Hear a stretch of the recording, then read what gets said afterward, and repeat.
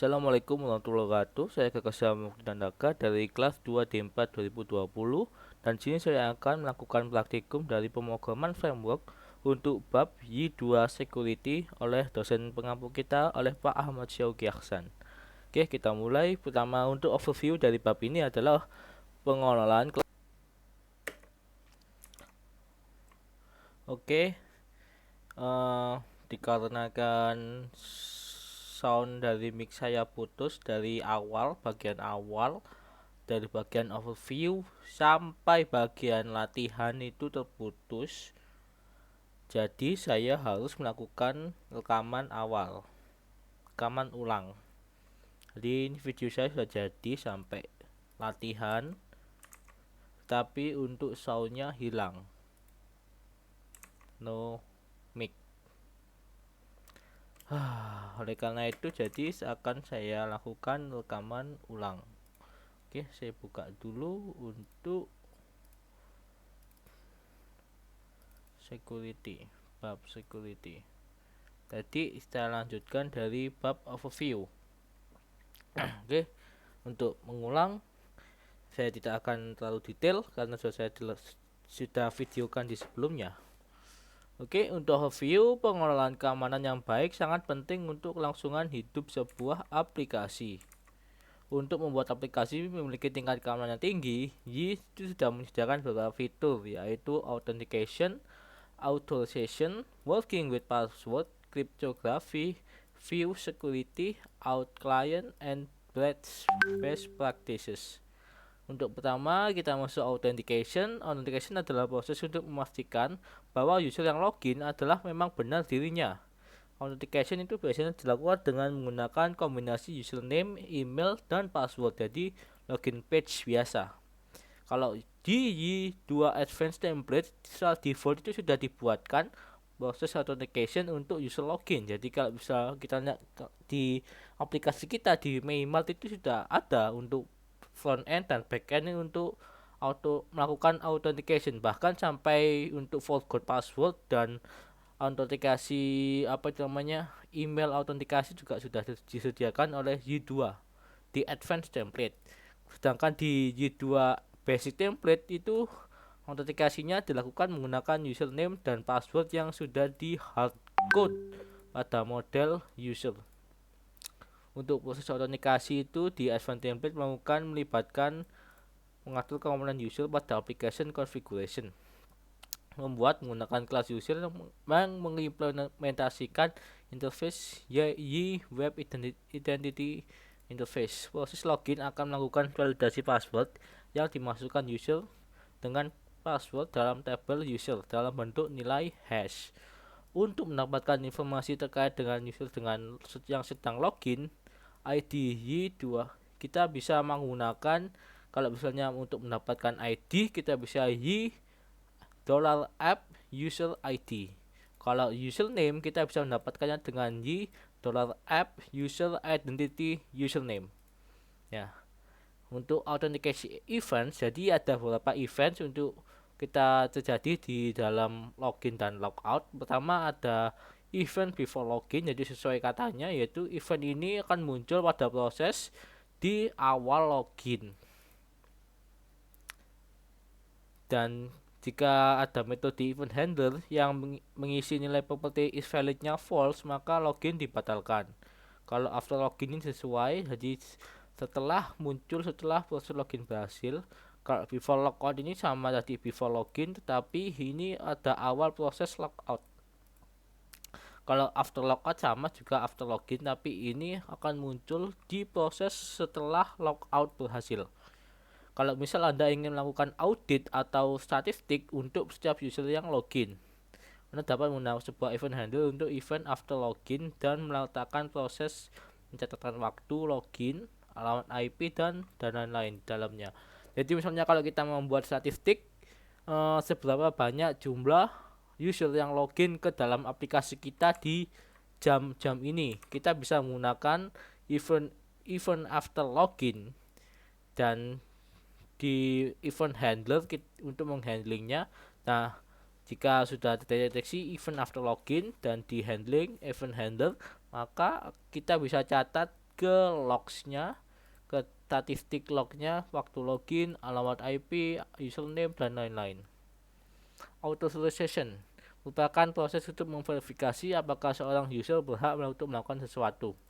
Kalau Y2 itu bisa ada komponennya yaitu ACV, Access Control Filter, atau Role Based Access Control (LBAC). Kedua komponen di atas dapat berdiri sendiri atau digabungkan untuk kemampuan yang lebih lengkap. Pertama kita masuk ke ACF. Merupakan metode yang sederhana proses authorization yang diimplementasikan sebagai Y-filter access control. Ya, kita bisa menggunakan use Y-filter di access control. Nah, tadi ini di praktikum sebelumnya pas sound saya mati, Tadi saya di tugas di latihan saya menggunakan use Y-filter access controller. Jadi salah. Jadi harusnya menggunakan filter access control. Tadi saya error gara-gara menggunakan access controller bukan access control. ACF biasa digunakan pada controller untuk mengatur hak akses terhadap action route yang ada di dalamnya. Perhatikan strip di samping. Kalau property only itu berarti action apa aja yang diatur hak aksesnya. Jadi only, login, logout, dan sign up. Kalau rules itu adalah rule-nya, aturannya. Jadi rules-nya kita allow-kan true dan actionnya itu untuk login dan sign up saja. Nah, ini kalau untuk rules itu ada tanda tanya dan juga ada add. Nah, kalau tanda tanya ini adalah rule spesial yang berarti semua user yang belum login atau biasa disebut sebagai guest. Kalau add sendiri itu adalah rule spesial yang berarti semua user yang setelah login. Jadi bukan guest. Ini add. Aturan-aturan tersebut akan dievaluasi dari atas ke bawah. Kita masuk ke RBAC atau Role Based Access Control. Dapat digunakan untuk pengelolaan hak akses secara lebih komprehensif. Y2 mengimplementasikan RBAC melalui komponen dari aplikasi yang bernama Auth Manager. Untuk menggunakan RBAC ada dua hal yang perlu dilakukan: membangun data authorization untuk RBAC dan menggunakan RBAC untuk melakukan pengecekan hak akses yang dilakukan di model view maupun controller. Bisa saya tunjukkan di tugas saya tadi ini untuk RBAC di sini. Nah, ini untuk Auth Manager. Nah, ini contohnya. Ini yang tadi saya sudah buat di praktikum pas soal saya kepotong. Konsep dasar RBAC, komponen utama RBAC itu ada 3: role, permission, dan rule. Role itu untuk menentukan peran dari sebuah user, contoh admin, author, dan role dapat memiliki beberapa permission dan juga role yang lain. User dapat diassign ke satu role atau lebih. Jadi misalnya kalau saya itu sebuah admin, tetapi saya juga merangkap juga menjadi author. Jadi saya bisa memiliki dua role, admin dan author. Kalau permission itu merupakan hak untuk melakukan sesuatu. Dari misalnya untuk admin itu mempunyai hak untuk update post. Kalau author itu memiliki permission untuk create post. Jadi admin tidak bisa create post dan author tidak bisa update post. Misalnya kayak gitu. Rule untuk melupakan script akan dijalankan untuk memastikan sebuah role atau permission dapat digunakan oleh user. Permission update post yang memiliki role akan mengecek apakah user tersebut adalah user yang membuat post yang akan diupdate. Jadi misalnya rule-nya itu bisa dimanfaatkan, misalnya author ini bisa melakukan edit post tetapi hanya untuk post buatan dia. Nah, ini kita gunakan rule. Rule ini kita bisa gunakan untuk mengecek apakah post itu dibuat oleh user yang mau mengedit ini. Kalau misalnya true, kita bisa izinkan untuk mengeditnya. Kalau false, ternyata ini adalah post adalah buatan dari user lain, maka tidak diperbolehkan untuk mengedit. Jika menggunakan DB Manager, dapat 4 tabel digunakan untuk menyimpan adalah RBAC. Kita bisa menggunakan out item, menyimpan daftar item, role, permission, dan rule. Out item child, menyimpan data hubungan relation antara item. Out assignment untuk menyimpan data hubungan antara user dengan role. Out rule untuk menyimpan rule. Sekarang kita ke role permission rule. Tes masuk, oke. Pada gambar samping terdapat dua user, Jane dan John, dua role, admin dan author, tiga permission, create post, update dan update on post, serta satu role. Jadi ada Jane ID 1 ini sebuah admin, seorang admin, dan John ID 2 seorang author. Nah, author itu memiliki author ini untuk memiliki permission untuk melakukan create post. Jadi author ini diperbolehkan untuk membuat sebuah post, dan juga author ini dimiliki permission untuk update on post. Jadi diperbolehkan untuk mengupdate post sendiri. Nah, untuk mengecek itu kita bisa menggunakan author rule ini. Nah, ini dikarenakan rule author rule akan digunakan jika rule bernilai true. Jadi misalnya jika post itu benar buatan dari author ID John ini, John ID 2 ini, maka outputnya true, akan diperbolehkan untuk edit. Kalau misalnya false, maka tidak diperbolehkan untuk edit post. Nah, kalau admin ini memiliki permission update post. Jadi dia diperbolehkan untuk mengupdate semua post tanpa auto rule ini. Semua yang dimiliki oleh rule author juga akan dimiliki oleh rule admin. Oke. Bekerja dengan password. Semua developer yang baik tahu bahwa password tidak boleh disimpan sebagai teks. Banyak developer masih percaya bahwa dengan menggunakan algoritma hashing, MD5 atau shell sudah cukup aman, ya. Namun, dengan teknologi terbaru, password yang disimpan menggunakan algoritma tersebut ada kemungkinan untuk dapat diketahui dengan brute force attack. Serangan ini juga banyak didukung dengan adanya kamus data yang sangat besar yang menyimpan password MD5. Jadi ini benar. Jadi di Google itu sekarang sudah banyak untuk MD5 translator. Jadi misalnya kita mau tidak ada sebuah hash MD5, kita copy, kita masukkan sana, sudah berhasil ditranslate. Jadi kalau kita menggunakan MD5 atau shell ini sudah tidak aman lagi. Nah, yang aman kita bisa menggunakan algoritma hashing yang bernama bcrypt yang bisa aman dari brute force attack. Nah, fungsi crypt ini bisa kita gunakan untuk menggenerate nilai hash menggunakan algoritma bcrypt tadi itu. Nah, kita bisa melakukan hashing ini dengan app-get-security. Jadi hashing ini lebih aman. Jadi sesuai penjelasan saya tadi, hashing itu walaupun database kita bocor, orang yang membaca itu tidak tahu apa password kita karena sudah di hashing, di crypt, dan crypt itu tidak ada kamus data yang di internet sangat besar seperti MD5 itu. Oke, kita lanjut. Kriptografi menggenerate data random untuk proses mereset password. Biasanya yang dibutuhkan token untuk disimpan ke dalam database dan juga dikirimkan ke user. Jadi misalnya kita lupa password, maka kita mengirimkan token unik ke user, email user, dan juga kita save ke dalam database untuk dicocokkan nanti. Jika Anda ingin menyimpan data secara aman sehingga orang dapat membuka database tetapi tidak dapat membacanya, data tersebut perlu dienkripsi sebelum disimpan. Mengkonfirmasi integritas data. Pada kondisi tertentu ada kemungkinan Anda ingin memverifikasi sebuah data telah diubah oleh pihak lain atau tidak. Ini contohnya, kita menggunakan generate random string. Ini untuk encryption dan decryption.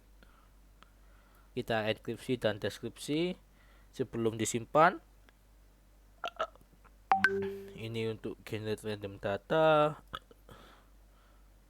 dan ini untuk konfirmasi integritas. Best practices. Jadi best practices itu untuk pertama basic principles. Kita harus memfilter input dan mengescape output. Jadi artinya kita sebagai IT developer, kita tidak boleh ditipu oleh user. Jadi setiap input yang dilakukan oleh user itu harus kita saring terlebih dahulu.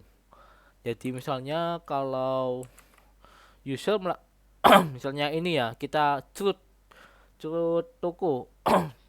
Misalnya untuk deskripsi, user bisa melakukan input deskripsi sesuai barangnya, atau kalau misalnya berniat jelek, bisa mengisi deskripsinya berisi dengan script, entah itu PHP, entah itu HTML, entah itu JavaScript. Nah, kalau misalnya tidak kita filter inputnya, input deskripsi tadi tidak kita filter sebelum masuk database, maka akan kode itu berkemungkinan besar akan dijalankan. Jadi misalnya ada input, misalnya untuk script untuk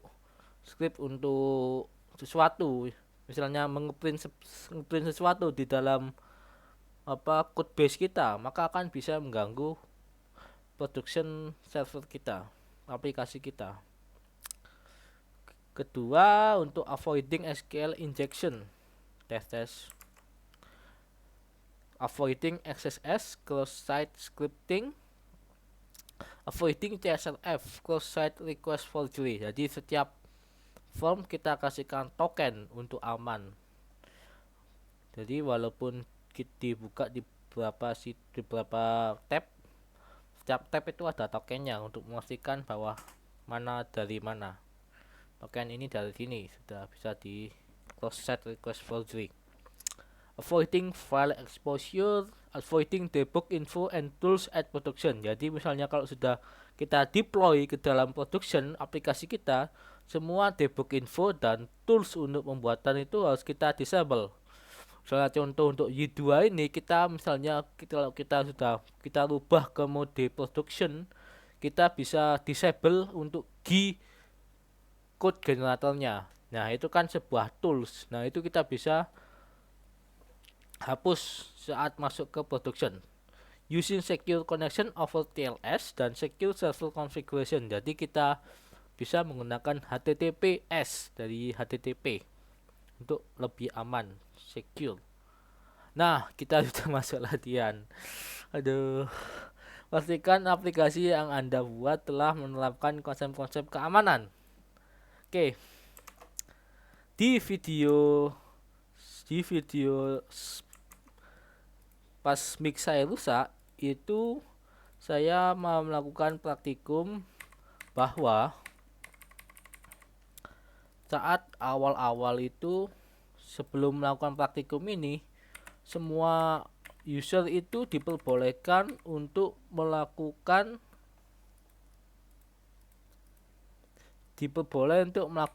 create item. Nah, ini saya belum login, saya belum sign up. Nah, ini bisa melakukan create item. Nah, tertambah headset hi-fi, dan juga diperbolehkan untuk delete.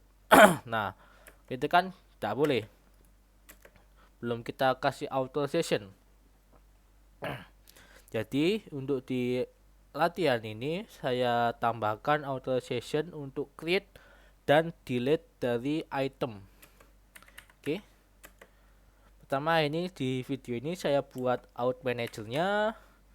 Nah, ini out managernya, ini error saya dikarenakan out managernya itu. Nah, ini error dikarenakan saya taruh atas. Setelah itu saya pindah ke bawah. Nah, ini untuk create database-nya. Pertama kita create database, out item, out assignment, dan out item child, dan out rule. Setelah itu kita isi, dan nah, setelah itu kita isi untuk out itemnya, itu kita isi insert item. Mudah-mudahan ini out.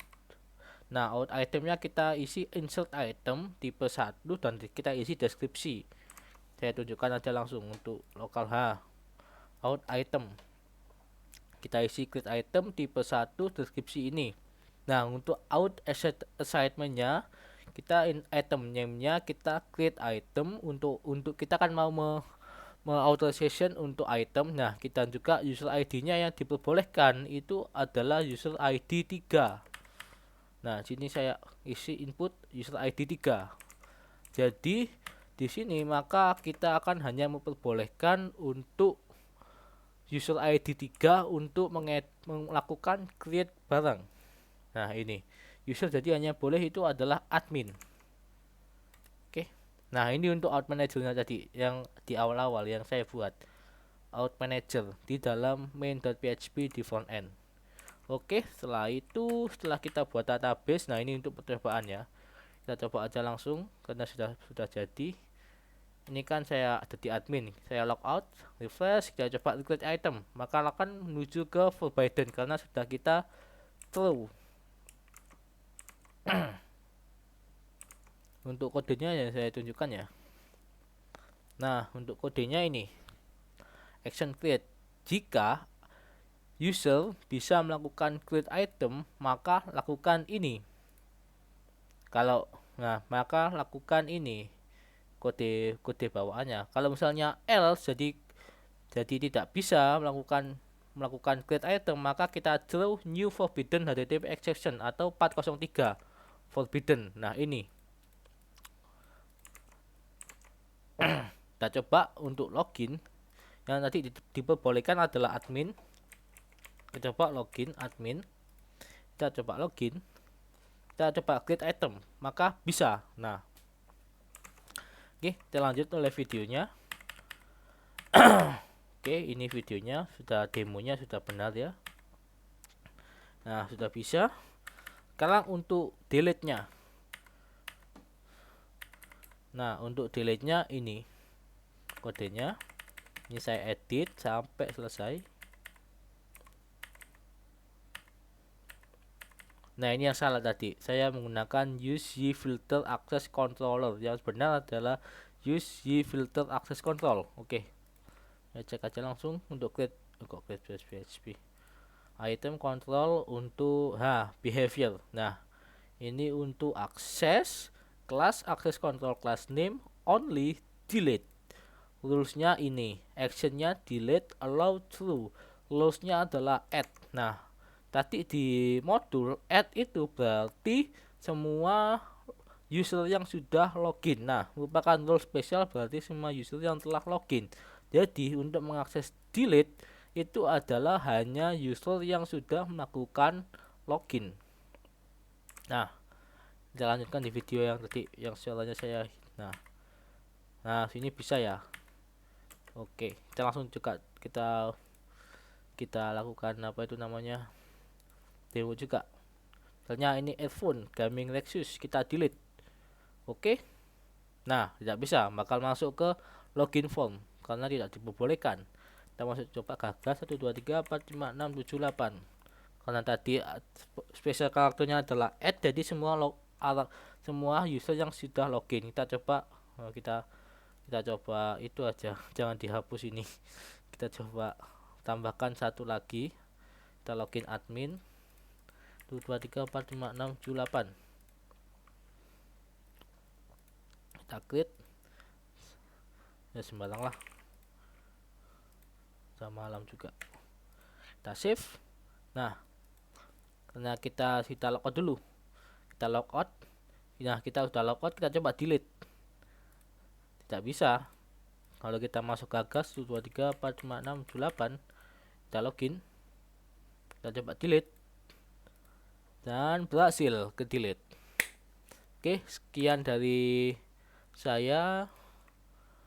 Mohon maaf jika ada kesalahan tadi. Untuk sound saya mati di tengah-tengah, walaupun videonya sudah sampai 35 menit. Saya ulangi lagi, mohon maaf jika ada salah kata. Assalamualaikum warahmatullahi wabarakatuh. Please cok rusak mana audio nih, ya Allah, sebengi.